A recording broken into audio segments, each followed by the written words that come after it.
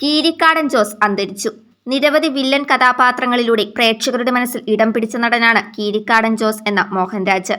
മലയാളം കൂടാതെ തമിഴ്, തെലുങ്ക് എന്നീ സിനിമാ രംഗത്തും വളരെയധികം സജീവമായ നടനായിരുന്നു കീരിക്കാടൻ ജോസ്. കിരീടം എന്ന സിനിമയിൽ സേതുമാധവനെ വിറപ്പിച്ച കീരിക്കാടൻ ജോസ് എന്ന കഥാപാത്രത്തിലൂടെയാണ് ജനങ്ങളുടെ മനസ്സിൽ മോഹൻരാജ് ഇടം പിടിച്ചത്. തിരുവനന്തപുരത്തുള്ള കാഞ്ഞിരംകുളത്തുള്ള വീട്ടിൽ വച്ചായിരുന്നു മരണം. വൈകിട്ട് 3 മണിയോടെയായിരുന്നു മരണം സംഭവിച്ചത്. 1 വർഷം മുമ്പായിരുന്നു ചെന്നൈയിൽ നിന്ന് ആയുർവേദ ചികിത്സയ്ക്ക് വേണ്ടി തിരുവനന്തപുരത്തേക്ക് മോഹൻരാജ് എത്തിയത്. പാർക്കിൻസൺസ് രോഗമായിരുന്നു. അതിന്റെ ഭാഗമായി 4 വർഷത്തോളമായി ചികിത്സയിലായിരുന്നു. അർത്ഥം, എയ് ഓട്ടോ, ചെപ്പ് കിലുക്കണ ചങ്ങാതി, കാസർഗോഡ് കാദർബായ്, ചെങ്കോൽ തുടങ്ങി 300ഓളം സിനിമകളിൽ അഭിനയിച്ചിട്ടുണ്ട്. 1998 മുതലാണ് മോഹൻരാജ് സിനിമകളിൽ സജീവമായത്. പിന്നീടങ്ങോട്ട് നിരവധി വില്ലൻ കഥാപാത്രങ്ങളിലൂടെ തിളങ്ങാനും പ്രേക്ഷകരുടെ മനസ്സിൽ ഇടം പിടിക്കാനും മോഹൻരാജിന് സാധിച്ചു.